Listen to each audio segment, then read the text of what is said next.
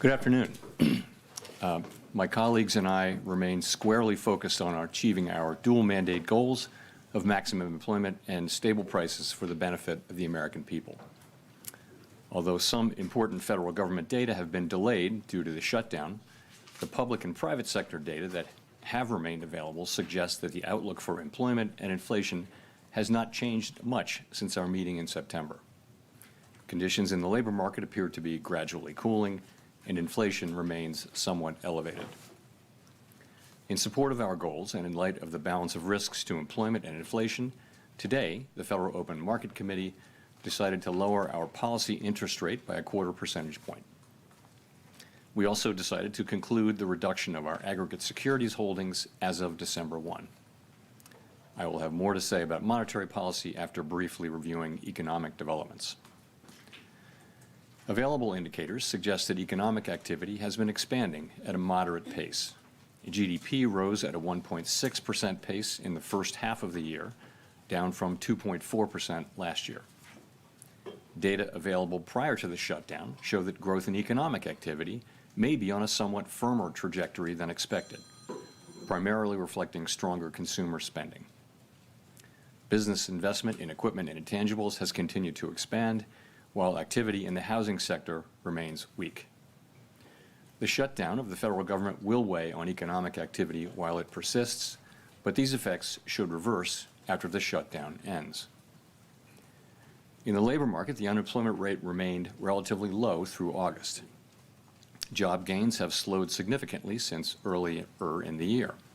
A good part of the slowing likely reflects a decline in the growth of the labor force due to lower immigration and labor force participation, though labor demand has clearly softened as well.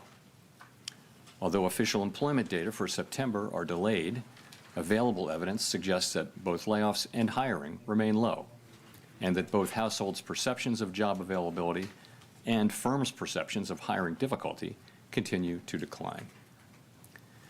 In this less dynamic and somewhat softer labor market, the downside risks to employment appear to have risen in recent months. Inflation has eased significantly from its highs in mid-2022, but remains somewhat elevated relative to our 2% longer-run goal. Estimates based on the Consumer Price Index suggest that total PCE prices rose 2.8% over the 12 months ending in September, and that, excluding the volatile food and energy categories, core PCE prices rose 2.8% as well. These readings are higher than earlier in the year as inflation for goods has picked up. In contrast, disinflation appears to be continuing for services. Near-term measures of inflation expectations have moved up on balance over the course of this year on news about tariffs, as reflected in both market and survey-based measures. Beyond the next year or two or so, however, most measures of longer-term expectations remain consistent with our 2% inflation goal. Our monetary policy actions are guided by our dual mandate to promote maximum employment and stable prices for the American people. At today's meeting, the committee decided to lower the target range for the federal funds rate by a quarter percentage point to 3.75% to 4%. Higher tariffs are pushing up prices in some categories of goods, resulting in higher overall inflation. A reasonable base case is that the effects on inflation will be relatively short-lived, a one-time shift in the price level. But it is also possible that the inflationary effects could instead be more persistent, and that is a risk to be assessed and managed. Our obligation is to ensure that a one-time increase in the price level does not become an ongoing inflation problem. In the near term, risks to inflation are tilted to the upside and risks to employment to the downside, a challenging situation. There is no risk-free path for policy as we navigate this tension between our employment and inflation goals. Our framework calls for us to take a balanced approach in promoting both sides of our dual mandate. With downside risks to employment having increased in recent months, the balance of risks has shifted. Accordingly, we judged it appropriate at this meeting to take another step toward a more neutral policy stance. With today's decision, we remain well positioned to respond in a timely way to potential economic developments.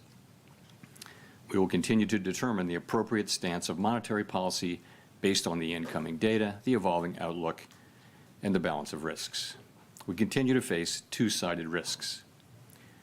In the committee's discussions at this meeting, there were strongly differing views about how to proceed in December. A further reduction in the policy rate at the December meeting is not a foregone conclusion. Far from it. Policy is not on a preset course. At today's meeting, the committee also decided to conclude the reduction of our aggregate securities holdings as of December 1. Our long-stated plan has been to stop balance sheet runoff when reserves are somewhat above the level we judge consistent with ample reserve conditions. Signs have clearly emerged that we have reached that standard.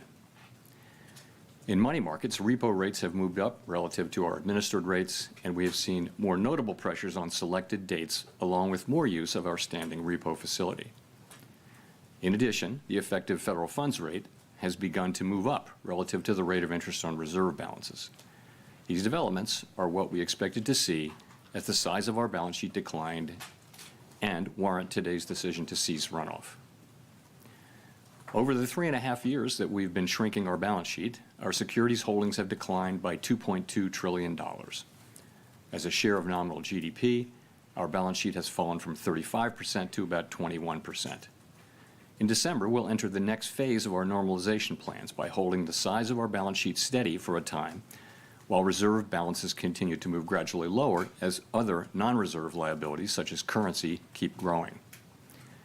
We will continue to allow agency securities to run off our balance sheet and will reinvest the proceeds from those securities in Treasury bills, furthering progress toward a portfolio consisting primarily of Treasury securities.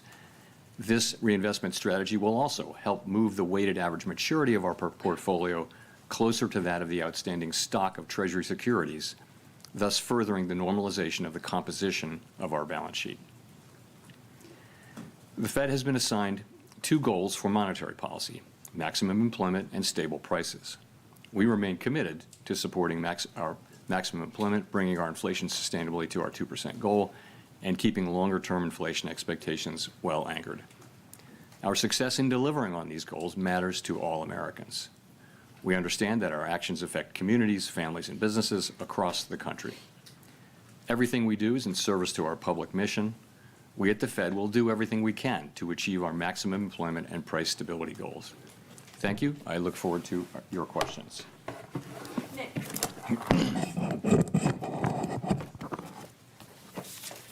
Nick Timmeros of the Wall Street Journal. Chair Powell, are you uncomfortable with how market pricing has assumed a rate cut is a foregone conclusion at your next meeting? Well, as I just mentioned, a further reduction in the policy rate at the December meeting is not a foregone conclusion, as I've just said. So I would say that that needs to be taken on board.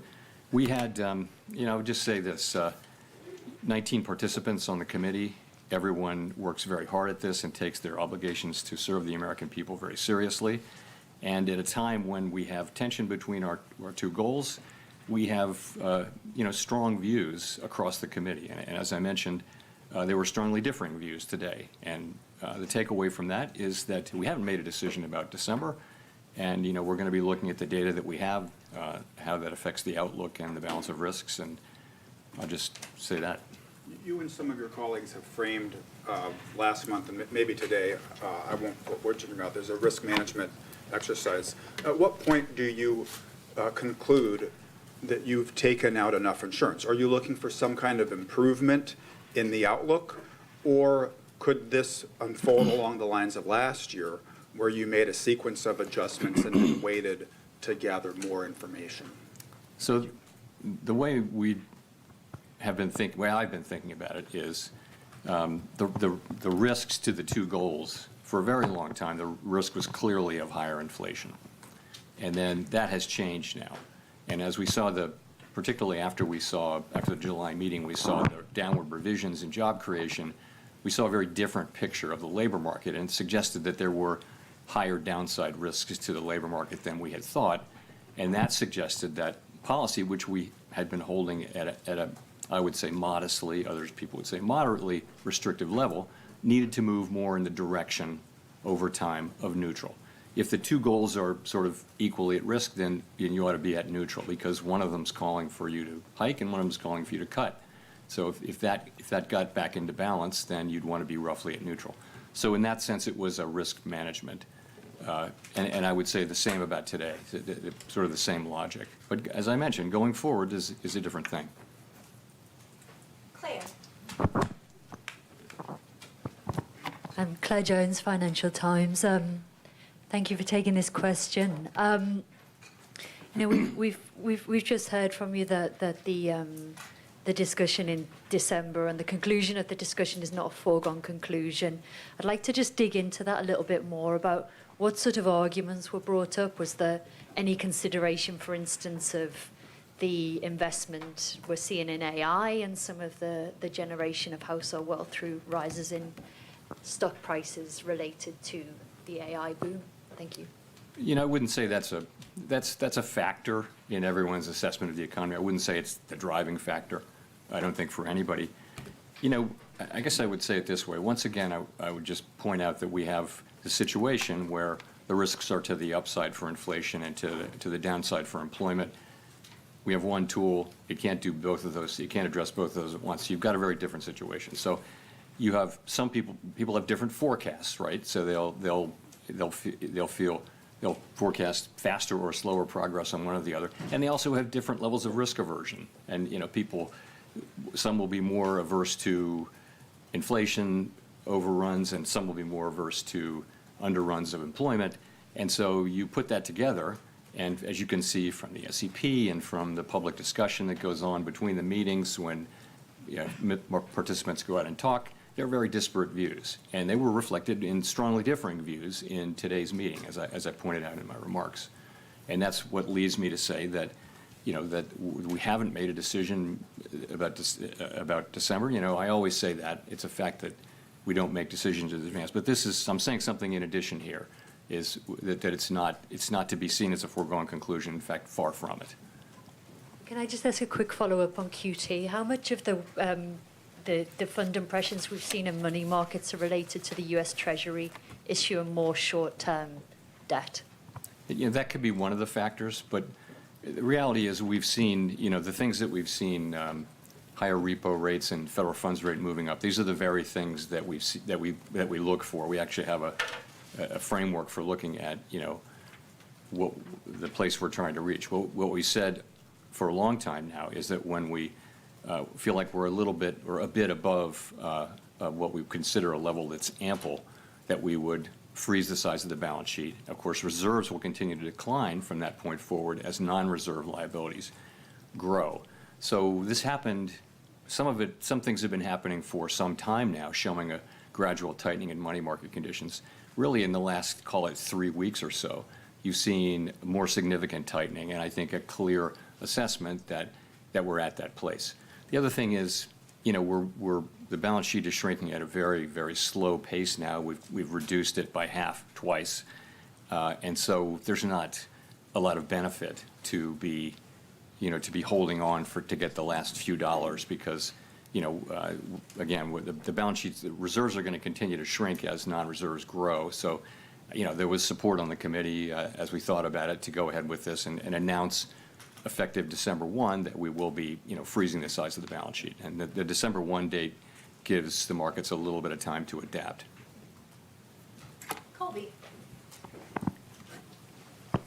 Thank you. Colby Smith with the New York Times. So much of the rationale for cutting interest rates, even as inflation moves away from the 2% target, seems to be, that there are these mounting downside risks to the labor market. But if those don't materialize and the labor market either stabilizes around current employment levels or even starts to strengthen somewhat, how would that change your perception of how much interest rates need to fall from here? Would you then be a bit more concerned about underlying inflation and the possibility of second-round effects from tariffs? Yeah, in principle, if you were to see data that suggested that the labor market's strengthening or even that it's stabilizing, that would certainly play into our decisions going forward. So, we do have, we get some data. The labor market is a place where we get, for example, we get the state-level data on initial claims, which are sending a sort of a signal of more of the same. We also get job openings. And we'll get lots of survey data. We'll get the Beige Book and things like that. So we'll have a picture of what's going on in the labor market. And, the fact that we're not seeing an uptick in claims or a downtick, really, in openings suggests that you're seeing maybe continued, very gradual cooling, but nothing more than that. So that does give you some comfort. But if this shutdown lasts a while longer and you don't have that data in hand, I'm just wondering how that hinders the committee's ability to assess the state of the labor market and make the right policy decisions, and also how much is that factoring into the debate about December? Yeah. So, we get, like I mentioned, what we get in the labor area. We get some data in inflation, some data in economic activity. And we'll have a picture of what's going on. We also will have the Beige Book again. I would say we're not going to be able to have the detailed feel of things. But I think if there were a significant or material change in the economy one way or another, I think we'd pick that up through this. So in terms of how it might affect December, it's really hard to say. December's, the meeting's, I guess, 6 weeks away. We just don't know what we're going to get. If there is a very high level of uncertainty, then that could be an argument in favor of caution about moving, but we'll have to see how it unfolds. Steve. Steve Leisman, CNBC. Mr. Chairman, can you characterize the meeting in terms of, you said strongly differing views.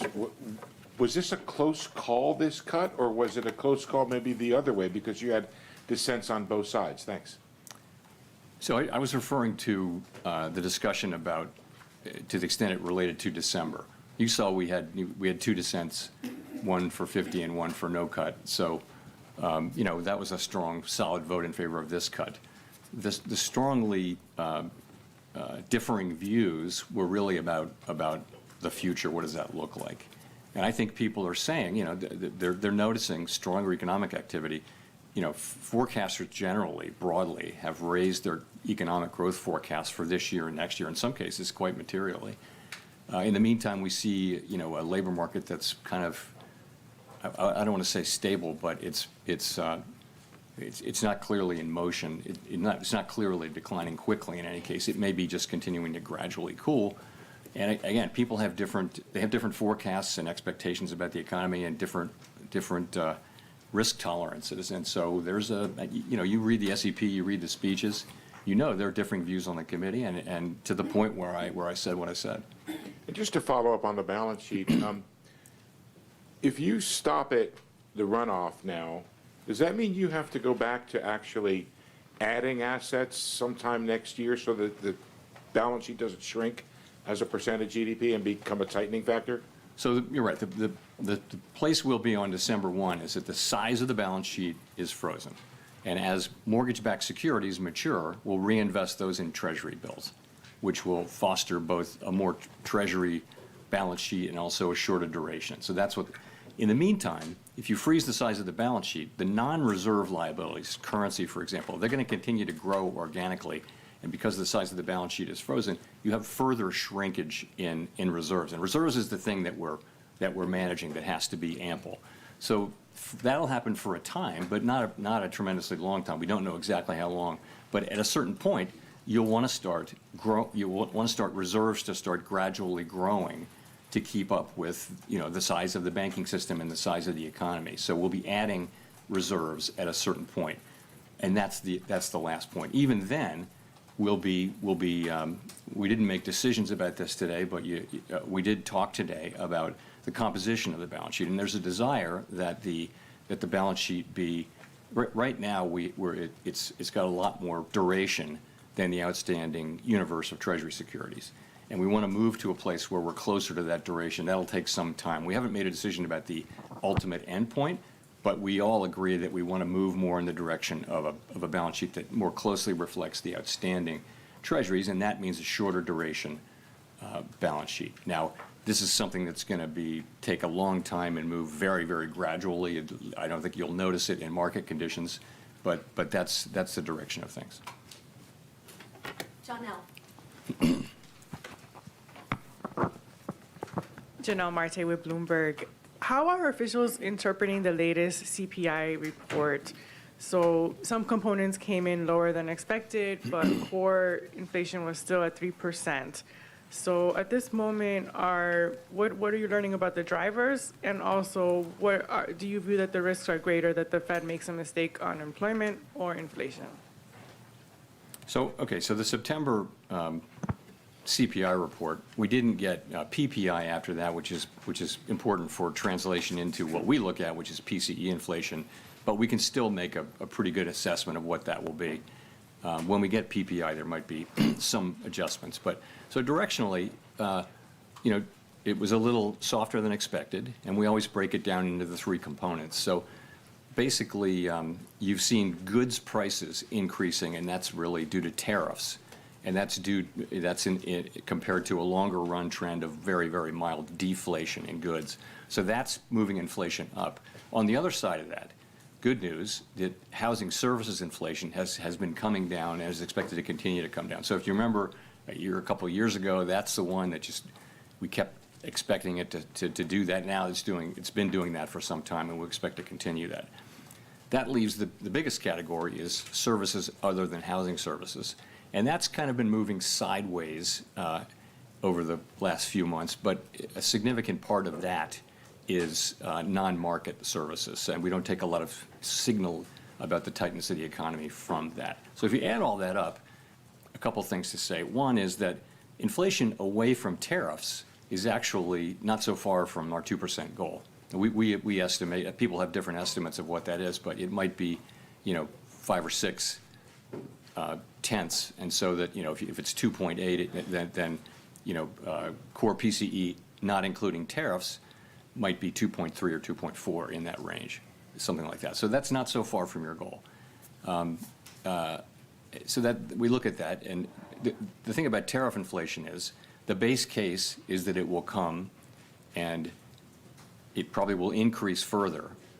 But it is that it will be a one-time increase. And, we've been very focused for all of this year at making sure that that's the case and thinking carefully about what are the pathways through which it could become something else, troublesome inflation. One of those would be, a really tight labor market. We don't see that. Another could be inflation expectations moving. We don't see that.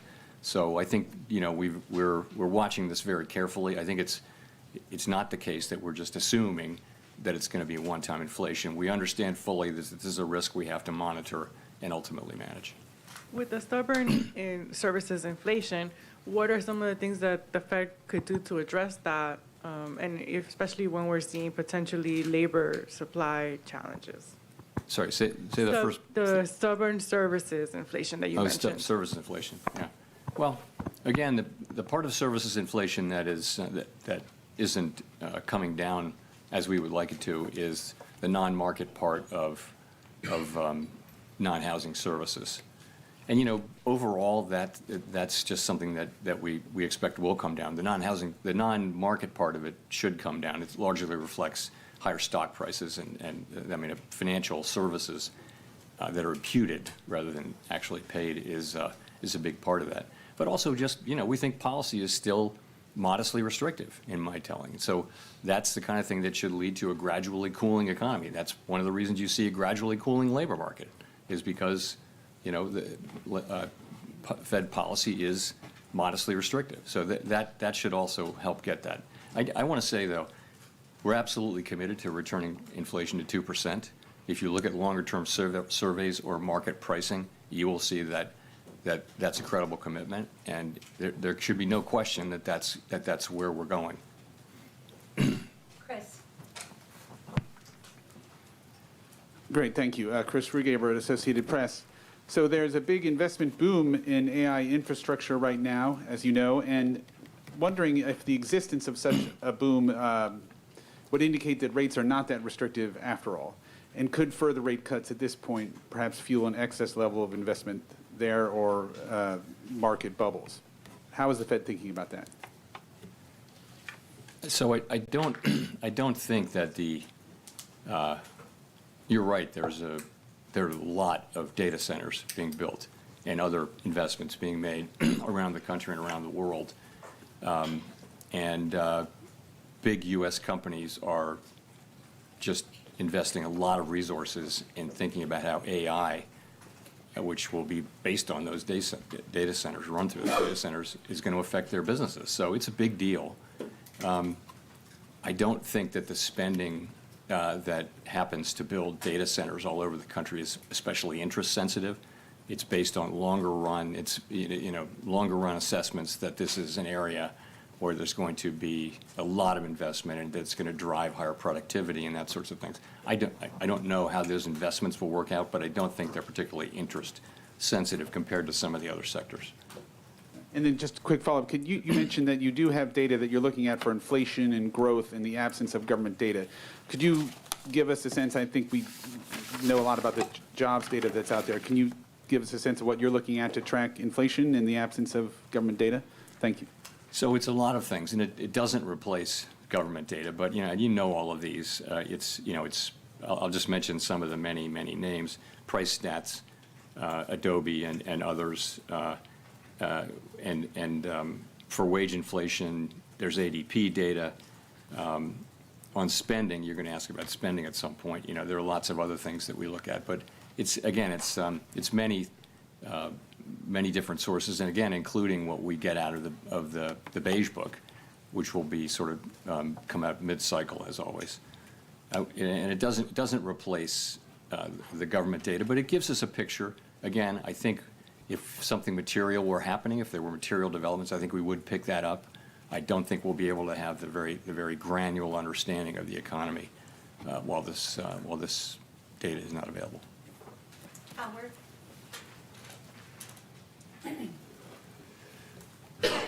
Howard Schneider with Reuters. Thank you. I just wanted you to elaborate a little bit on what you said a moment ago about a continued shutdown, making it more difficult to make a move in December, and that may make you more cautious.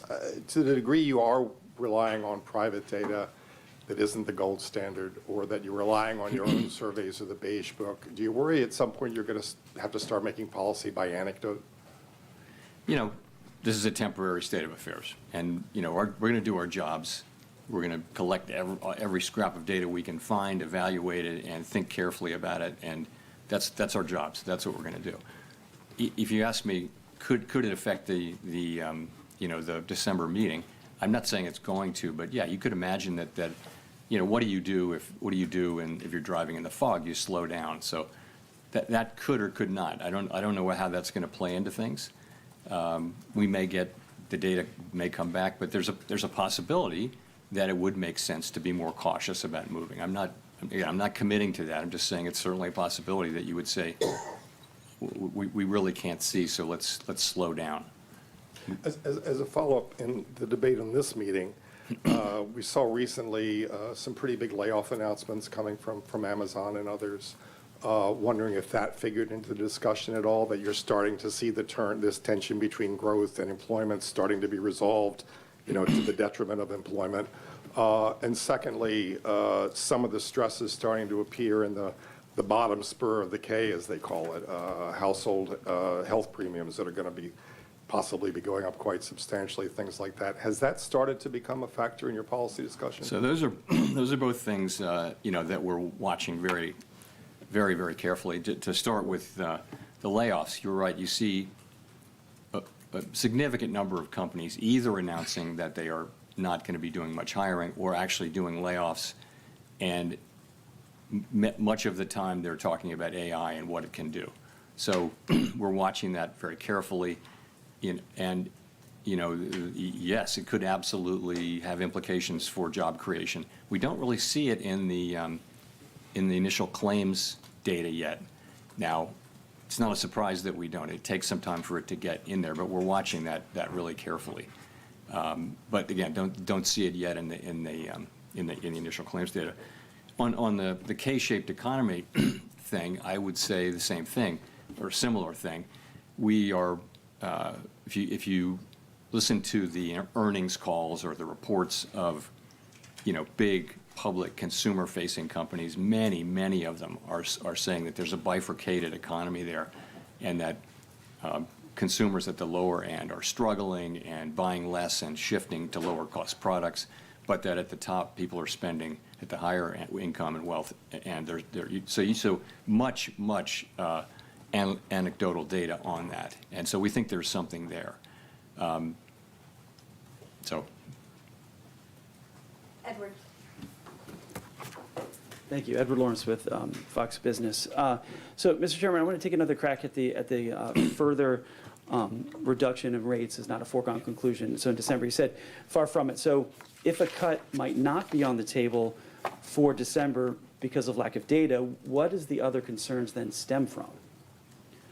So if it's not lack of data as the reason December is not a foregone conclusion, what other things could be the concern then? Well, the perspectives of people on the committee that, we've now moved 150 basis points, and that we're down into, you're into that range between 3 and 4 where many estimates of the neutral rate live in that 3 to 4% area. You're there now. You're above the median number for the committee, but I think there are people on the committee who have higher estimates of the neutral rate, and that's you can argue these positions since it can't be directly observed, the neutral rate. So, I think for some part of the committee, it's time to maybe take a step back and see whether there really are downside risks to the labor market, or see whether in fact the growth, that the stronger growth that we're seeing is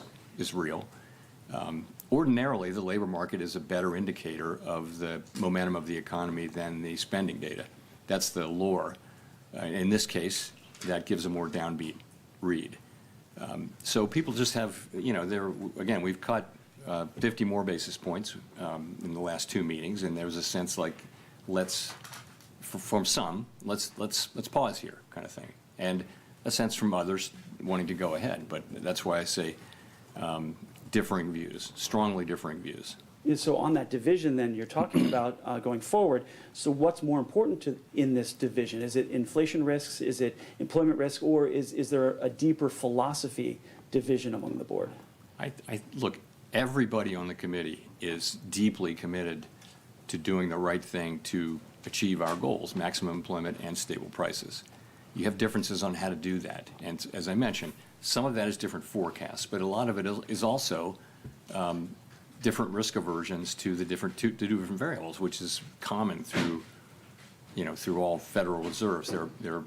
People just have different risk tolerances, let's say. So that leads you to people with disparate views. You will know that from the speeches you've been listening to from my colleagues. And so we're at a place now where we have in fact cut 2 more times. And we're 150 basis points closer to neutral, wherever that may be, than we were a year ago. And so there's a growing chorus now of feeling like maybe this is where we should at least wait a cycle, something like that. That's what it is. It's just what you think it would be. It's and again, you've seen it in the September Summer of Economic Projections. You've seen this in the public remarks of FOMC participants, and now I'm telling you that's what you can expect that in the minutes. And I'm just telling you that's what happened in the meeting. Elizabeth. Thank you so much. Elizabeth Schulze with ABC News. What is your explanation for why the job market is weakening right now, and what will this rate cut do to improve the job market? So I think there are 2 things affecting the job market, and one of them is just a dramatic reduction in the supply of new workers. And that's 2 things. That's declining labor force participation, which is a cyclical thing. And then there's declining immigration, which is just a big policy change that actually began in the last administration and it has been accelerated now. So a big part of the whole story is that supply side story. Okay. In addition, labor demand has declined, and so the unemployment rate has gone down, meaning that demand for workers is going down a little more than supply. So that's what's going on, but it is mostly a supply function. It's mostly a function of the change in supply, I think, and many people think. So the question then is, what does the our tool do, which supports demand, and and I would just say, when you're in a situation where job creation, if you adjust for likely overcounting in the way that BLS does its work is pretty close to zero. So maximum employment doesn't, on a sustainable basis, doesn't, if you're creating zero jobs, if it's in equilibrium, if it's in balance, it's a pretty, as I said before, a pretty curious balance. So, I thought, and many of my colleagues thought, in fact, you've seen the last two meetings, that it was appropriate for us to react by supporting demand with our rates. And we've done that. We've reduced so that rates are looser. I wouldn't say that they're accommodative right now, but they're meaningfully less tight than they were. And that should help so that at least the labor market doesn't get worse. Though it's a complicated situation, and some people argue that this is supply and we really can't affect it much with our tools. But others argue, as I do, that there is an effect from demand and that we should use our tools to support the labor market when we see this happening. You also talked about tariffs causing a one-time price increase. Should American household consumers expect that inflation will continue to go up this year because of those tariffs? So the basic expectation is that there will be some additional increase in inflation because it takes a while for tariffs to work their way through the production chain and finally get to consumers. And we see this now from the tariffs that were put in place now many months ago. We see those effects, but if you put tariffs in effect, and they've been coming into effect consistently in February, March, April, May, and that's all happening. So that'll continue to happen for some time, probably into the spring. These are not big increases, though. These are a tenth or so on inflation. They may be big increases on a particular product that's been tariffed, but overall, these are fairly modest. I think some projections go, we're at 2.8% inflation. You might get 2 or 3 more tenths or 4 more tenths maybe. But then, as all of the tariffs are in, they stop generating inflation. You've had a one-time price increase. As long as you're not, at least this is the theory, this is how we believe and hope that it will work out. Once the last tariff is put on something, at that point, it becomes a higher price level, but it stops going up, if you will. Prices stop going up. They'll just be at that level. And then measured inflation will come back down to non-tariff inflation. As I mentioned, non-tariff inflation is not so far from 2% now. Now, consumers are not interested in that story. Their prices are higher. More than that, the reason they're so unhappy about inflation is the inflation that we had in 2021, 2, and 3. Because, you can say that prices aren't going up as much, but that doesn't mean people aren't feeling those higher prices from the inflation we had 2 or 3 years ago. They are, and that's, I think, a large part of why the public, if you sample people, inflation is still very much making people quite unhappy. Even, and it's nice that, that prices are not going up as fast as they were, but they're still much higher than they were. And it'll take some time for that effect to wear off. As real incomes rise, it will feel better over time, but that's going to take time. Michael McKee from Bloomberg Television and Radio. Do you have any concerns that equity markets are or are close to being overvalued at this point? We don't look at any one asset price and say, hey, that's wrong. It's not our job to do that. We look at the overall financial system, and we ask whether it's stable and whether it could withstand shocks, right? So, banks are well capitalized, while some households are clearly under stress. In the aggregate, households are in good shape financially, relatively manageable levels of debt. At the lower income spectrum, you are seeing rising defaults, particularly around subprime auto, but nonetheless, in the aggregate, pretty good. You don't see too much leverage in the banking system or the financial system. It's a mixed picture, but it's not an overly troubling picture. And again, I'm not, it's not appropriate. We don't set asset prices. Markets do that. Well, you must be well aware that by lowering interest rates, you're contributing to additional asset price increases. And I wonder how you balance the idea that lowering rates would help the labor market with the reality that it seems more likely to be stimulating increased investment in AI, which is the rationale for thousands of job cuts that have been announced in the last few weeks. Yeah, I don't think interest rates are an important part of the AI of the data center story.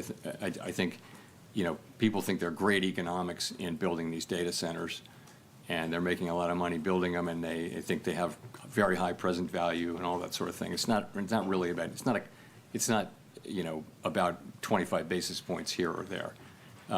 We use our tools to support the labor market and to create price stability. That's what we do. That's our two jobs, right? So we're here by lowering rates at the margin, that will support demand, and that will support more hiring. And that's why we do it. Now, no 25 basis point or even 50 basis point hike is going to be a dispositive thing, but ultimately, lower rates will support more demand, and that'll support hiring over time. And of course, we also have to be careful about this, which is what we've been doing, because we know where inflation is, and we know that, I've told you the story. It's a complicated story, but this is the best assessment that we can make. Because there's uncertainty around inflation and the path ahead for inflation, that's why the pace we're going has been a careful one. Victoria. Hi, Victoria Guida from Politico. On AI, I'm just wondering, it seems like a lot of the economic growth that we've been seeing is fed by investments in AI. So how worried are you about what a sudden contraction in tech investment would mean for the overall economy? Is there enough strength in other sectors? And specifically, are there any lessons that you take from the 1990s in how you might approach what's happening right now? Yeah, this is different. In the sense that the companies that are so highly valued actually have earnings and stuff like that. So if you go back to the 90s and the dot-com, these were ideas rather than companies, and so there's a clear bubble there. Whereas I won't go into particular names, but they actually have earnings, and it looks like they have business models and profits and that kind of thing. So it's really a different thing. The investment we're getting in equipment and all those things that go into creating data centers and feeding the AI, it's clearly one of the big sources of growth in the economy. Consumer spending also, though, has been, is much bigger than that and has been growing and has defied a lot of, negative forecasts, continuing to do so this year. Consumers are still spending. Now, it may be mostly higher-end consumers, or maybe skewed that way. But the consumer is spending, and that's a big chunk of what's going on in the economy, substantially bigger than AI. You can point to growth. I mean, actually, maybe growth as opposed to level, but consumer spending is a much bigger part of the economy. And why do you think that the labor market is slowing so much, even though consumer spending is strong? Why has it slowed so much? Well, what's happened is that the supply of workers has dropped very, very sharply due to mainly immigration, but also lower labor force participation. So, and that means there's less need for new jobs because there isn't this flow into the pool of labor that, where people need jobs, because there aren't those people now. So there's not a supply of workers showing up for jobs. In addition, demand has also gone down, and so has labor force participation has declined, which is more of a sign, in this case, of demand as well as trend. So I think you're seeing some softening. The economy's growing at a slower rate than it was, 2.4% last year. We think around 1.6% this year.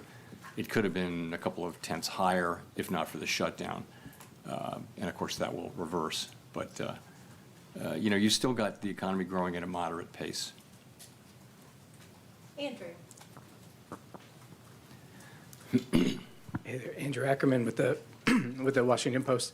I wanted to ask if you could elaborate on how you think about policy in the context of the data drought. Does it make you inclined to stick with your plans as set out in September in the absence of the data that might change your mind, or does it make you inclined to proceed with added caution because of uncertainty? Yeah, well, we'll know when we face that question, if we face that question. It'll probably be argued both ways, right? But I've said a couple times here that, if you really aren't getting information you really don't know, and the economy looks like it's solid and stable and hasn't really changed, there will be an argument. I don't know how persuasive it will be, but there will be an argument that you slow down when you can't see as far ahead. Others may argue, I mean, I'm not sure where this argument will come, but you're perfectly right, that you could also argue, well, things haven't really changed. But you might not know that, So I don't know whether we'll face this or not. I hope we don't. I hope by the time of the December meeting, we're getting, a better flow of data. But if we're going to have to do our jobs one way or the other. Okay. I also just wanted to ask a FinReg question. I think several years ago, you said the overall amount of capital in the system was about right. As the Fed moves forward with a revised Basel proposal, potentially changes to the GSIB surcharge, has that changed at all? Or are you planning to significantly reduce the amount of capital in the system? Thanks. So there are discussions going on, I think, among the agencies, and I don't want to get ahead of those discussions. I continue to think that the level of capital, when I said that in 2020, was about right. And of course, there's been much capital added since then through various mechanisms. But I look forward to. I know those discussions are really just getting going. They haven't come to the point where they're got a whole plan and that kind of thing. So I really don't have much to say on that. Brian. Hi, Chairman Powell. Brian Chung with NBC News. Is the weakness in the jobs market accelerating, and who's at risk if the interest rate cuts are not the effective medicine for a further slowdown in the labor market? So we do not see the weakness, as you put it, the weakness in the job market accelerating. I would say, and again, we didn't get the September employment report, payroll report, but we look at, the unemployment insurance claims, initial claims are reported at the state level, and we still get those, and we can accumulate them and get the national number. And there's really, no story. You can look at the numbers. Same thing with the job openings we get from Indeed. There's just no story over the last 4 weeks. It's kind of stable. So you don't see anything that says that the job market is, or really any part of the economy is making a significant deterioration. Don't see that.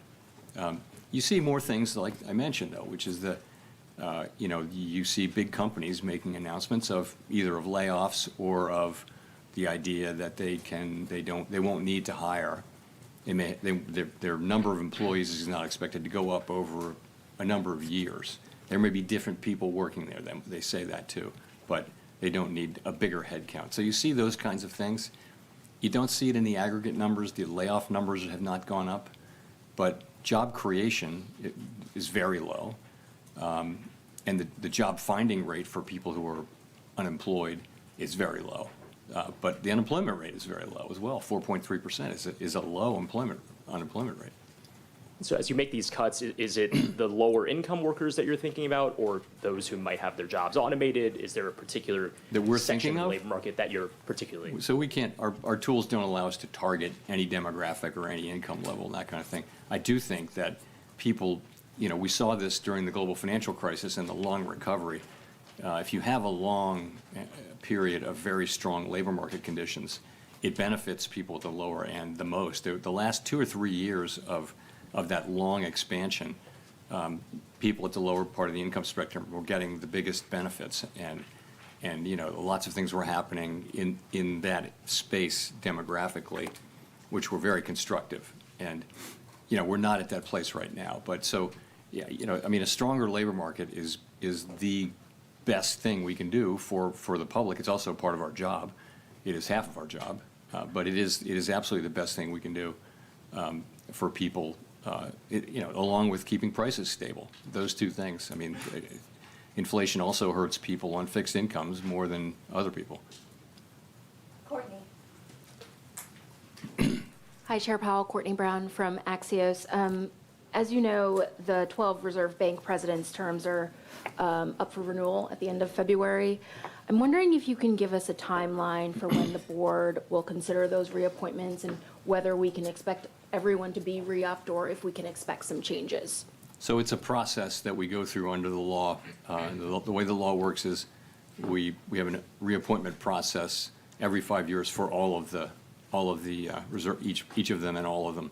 We're in the middle of that process, and we're going to complete it in a timely way. And that's really all I can say. Okay, thank you. Daniel.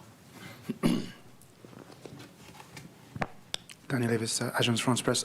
You've now had dissents in 3 consecutive FOMC meetings, but in this meeting you had dissents going in both directions, and you've just mentioned there's strong disagreement over the future path of rate cuts. Have these disagreements complicated your role presiding over the FOMC meetings, and if so, how? I wouldn't say that, no. I think you have to take what comes, and what comes right now is pretty challenging situation where we have, first of all, we have 4.3% unemployment. We have an economy that's growing close to 2%. So, overall, it's a good picture. It's a good picture. But in terms of our policy, we have upside risks to inflation, downside risks to employment, and this is a very difficult thing for a central bank because, one of those calls for rates to be lower, one calls for rates to be higher. We can't do both, so we have to balance the two. And so it's a challenging thing, and as we have worked our way through this process, you would expect that there would be a range of views across the committee on what to do and the speed with which we should do it. And that's what we have. That makes a lot of sense to me. All of these people are, people who take their jobs very seriously, work very hard at this, and just want to do what's right for the American people, but they have different views on what that is. And, it's an honor to work among people who care that much. It is, but I don't feel that it's unfair or anything like that. It's a time when we're making quite difficult judgments in real time, and I believe we'll get through this. And I think we've done sort of the right thing so far this year. I think it was appropriate for us to be careful about this. I think it would not be appropriate to just ignore or assume away the inflation issue. At the same time, I think the risk of higher, more persistent inflation has declined significantly since April. And if we do wind up resuming rate cuts at some point, we will at some point. I think we're trying to get to the end of this cycle with the labor market in a good place and with inflation, on its way to 2% or at 2%. So that's all we're trying to do, and we're doing it under, quite challenging circumstances and doing the best we can. We'll go to Jennifer for the last question. Thank you so much, Chair Powell. Jennifer Schonberger with Yahoo Finance. Both regional and large banks have taken losses on loans given delinquencies on subprime auto loans. JP Morgan CEO Jamie Dimon warned, when you see one cockroach, there may be more likely. I'm curious how the Fed is looking at these loan losses and if it poses risks to the financial system or the outlook for the economy. Is it a warning sign? So, we're obviously, we watch these things very carefully, credit conditions very carefully. You're right. You've seen rising defaults in subprime credit for some time now, and now you've seen a number of subprime credit, automobile credit institutions having significant losses, and some of those losses are now showing up on the books of banks. We're looking at it carefully. We're paying close attention. I don't see at this point a broader credit issue. It doesn't seem to be something that has very broad application across financial institutions. But we're going to be monitoring this quite carefully and making sure that is the case. And then separately, many, you yourself have said that we're in a bifurcated economy right now with high net worth individuals continuing to spend with the lower income pulling back. How much of consumer spending continuing hinges on the stock market remaining strong? In some odd way, does the market help keep the economy buoyant? So there's some relationship there, but remember, the more wealth someone has, the lower an additional dollar of wealth matters. So your marginal propensity to consume declines quite dramatically as you reach levels of stock market wealth. So, the stock market, it would affect spending if the stock market went down, but it wouldn't drop sharply unless there were quite a sharp drop in the stock market. People at the lower end of income and wealth have a much higher marginal propensity to consume of an incremental dollar of income or wealth, but they don't have the stock market wealth. So I think it's certainly a factor supporting consumption right now. But you would see it if you saw a material correction in spending, but it wouldn't be. You shouldn't think that it'll dollar for dollar stop consumption, because that wouldn't be the case. Thanks very much.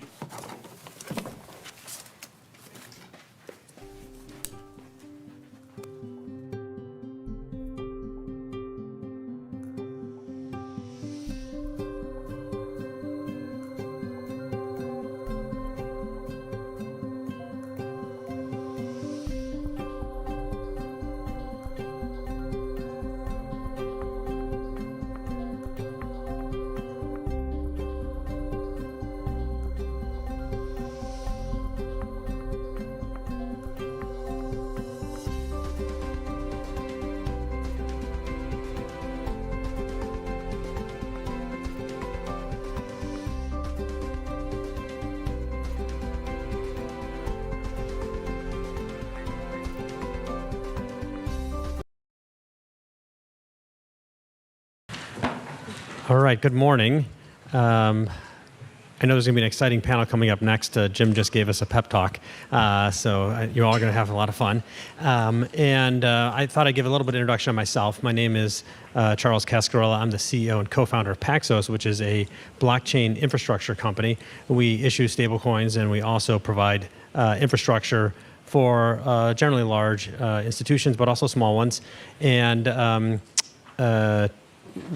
I do have one or two similarities to the prior speaker in that I spent my career as an analyst covering financial institutions, and I can say I read some call reports in my day, and they are definitely illuminating, though not always entertaining. Best when they're not entertaining, actually. And I've been able to look at small institutions and large institutions, and I think this is going to be a really interesting talk around how community banks are both important to the economy, but also how innovation can enable them to actually have an even more important place as we move forward. Maybe, Jeff, you could give a little bit of your background. Well, thank you, and it's an honor to be here with everybody. We are, I think, planning on having some Q&A at the end as well, so looking forward to that. I'm Jeff Sennett. I'm the president and CEO of Vantage Bank. First, let me say that I'm very passionate about technology.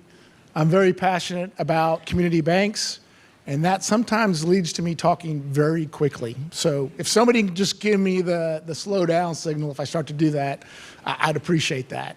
So I'm, as I mentioned, I'm the CEO of Vantage Bank. I did not come through the traditional community bank CEO channels. I started my career as a software engineer, working on the model banking program for Nations Bank. And that was the program where Nations Bank had acquired all these banks. They were bringing it together under one platform. And I worked on the platform systems. And I worked on something that was called home banking at the time. So I'd carry around a box of about 500 floppies. And if I got it out of order, I had to start over. Technology's come a long way. From there, I went to Barnett Bank. And when Barnett Bank, which was an incredible bank out of Florida, was sold to Nations Bank, I took that opportunity to go with some friends to start a software company. And during that time, I struck a relationship with the community bank, a community banker in Fort Worth, Summit Bank, Phil Norwood. And as we were growing that software company, I saw how important a community bank was to small businesses. Ultimately, that software company sold, and when that happened, Phil Norwood reached out to me and said, where are you going next? And I said, I think I might go to Bank of America. And he said, no. Come to community banks, and you can see how you can put together the technology you've been working on at a small software company with the community bank and really make an impact, just as we did, but we can turbocharge that with technology.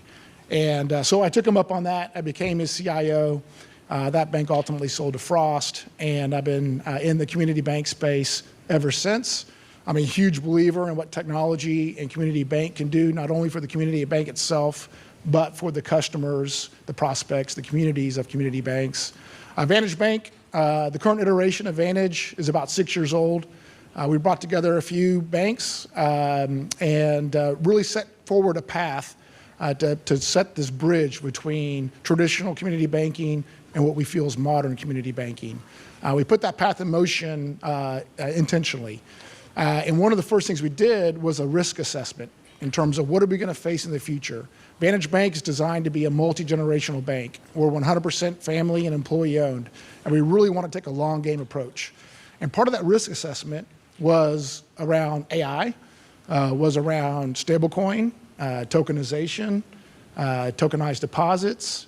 And so we set a path. We're a very decentralized bank as design. All of our employees are spread across the state.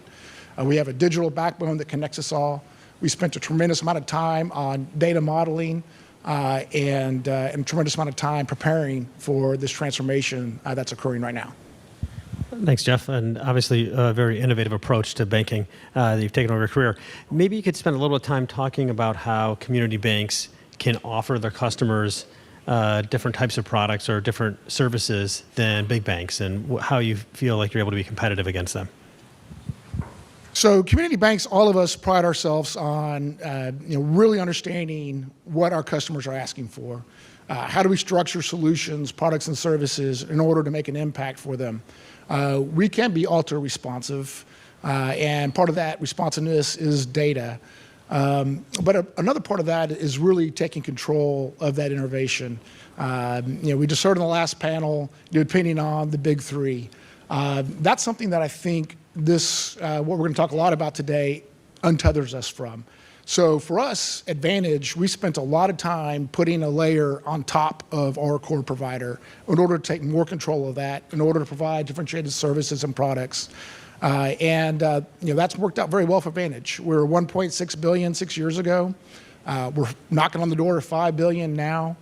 And so when you put together that accountability that you build with your customers, your thoughtfulness in terms of what your customers are trying to accomplish with ultra-responsive products and services that help them be competitive, community banks are a natural place where they're going to turn.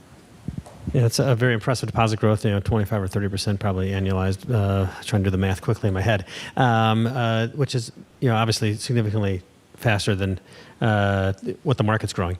And what do you think is primarily driving that growth? When you think about, is it the technology that you're being able to offer, the different ways in which you can differentiate yourself from banks where there might be a more homogenous offering when they're large and they're big? Yeah, so our largest deposit growth year was the 9 months after Silicon Valley Bank failed. Our deposits grew over 33% that year.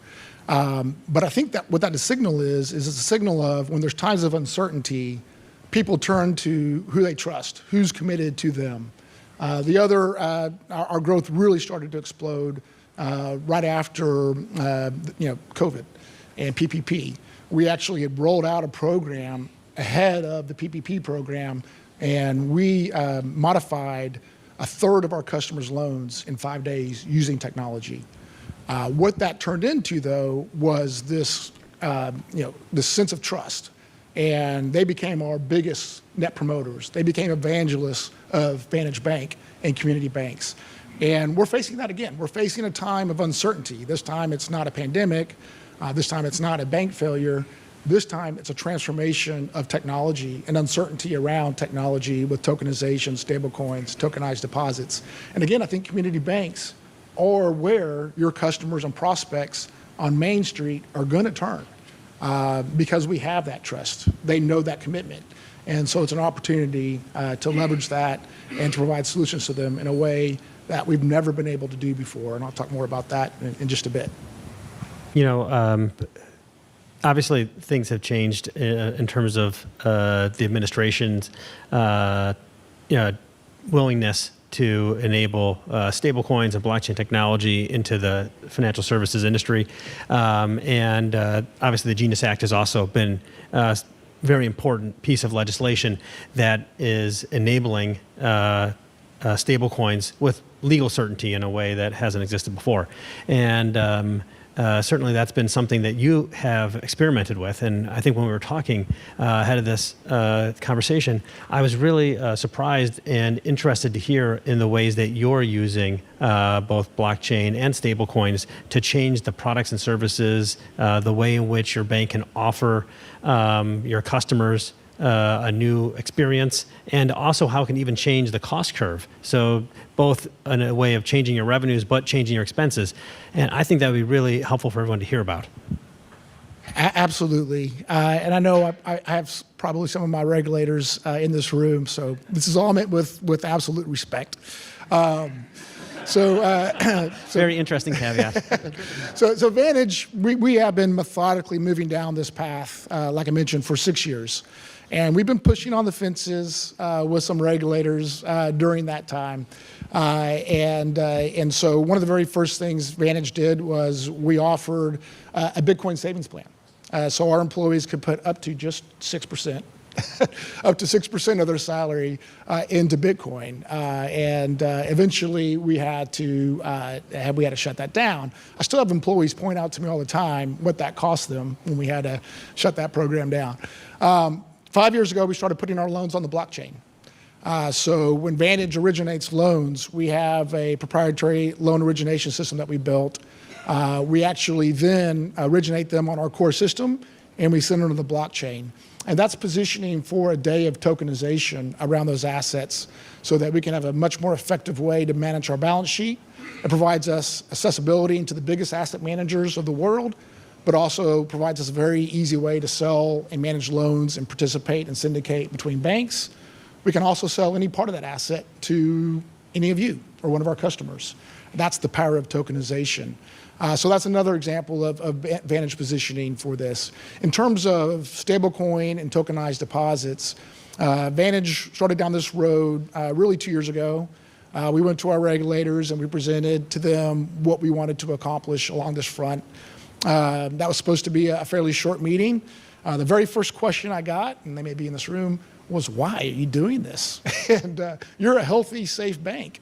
And the answer was, we're not doing this to take on risk. We're doing this to manage risk. We know this is going to be an important part of the banking system in the future. It's going to be an important part of community banks. And it doesn't have to be Vantage. You pick any community bank and work closely with them along this path. And that meeting turned into a full day and then some follow-up meetings. And eventually our regulators, both on the state side and the Fed side, reached out and said, we do want to partner and we want to learn more. And you be completely transparent with us. You present your risk assessments of what you're trying to accomplish, and we'll work with you. And we've been meeting with our regulators every other week now for almost 2 years. And through that, we've been pushing forward on some proof of concepts with tokenized deposits and stablecoins. The first one we did was earlier this year. Vantage Bank, working with our partner Custodia, did the very first tokenized deposit U.S. bank release on a public blockchain. We since have pushed that proof of concept forward. And this gets to that differentiation where one of our customers is a trucking company. And we asked that trucking company, what's one of your biggest challenges? And this is where this technology should resonate with every community banker, because for the first time, we have an unbelievable opportunity to actually help our customers in a way we've never had before compete and win in their most crucial workflows or some of the most strategic challenges. So our trucking company said, one of my biggest challenges is the continuity of good drivers. I need the ability to know I can count on my best drivers. And I asked him, what would do that? What would help you have that? And he said, they all want to get paid when their route is complete. And so we said, okay, so when that truck drives into the warehouse, if we could recognize that and pay your truck driver, would that do that? Would that be that differentiator? And he said, that's a game changer. So our second proof of concept did exactly that. We paid when the truck went into the warehouse. And that's the kind of things that you can do with stablecoin, tokenized deposits, and the smart contracts, the programmability around that.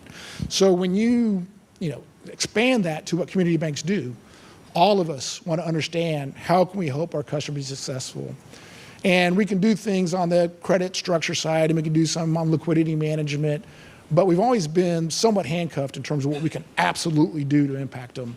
And now we can work outside of some of those handcuffs, some of our core providers, some of the other gatekeepers, and we can work directly in this technology and directly with our customers to understand how can we help them differentiate, how can we help them have a competitive advantage. And so now we're working on a proof of concept with a large commercial builder.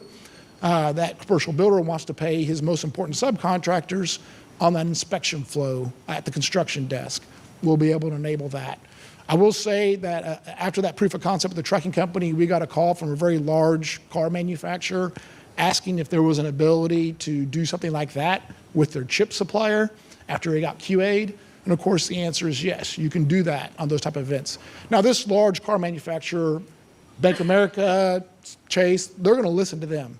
But all those companies on Main Street that are looking for that competitive advantage, that's where community banks can step in and really do something to impact them in very significant ways.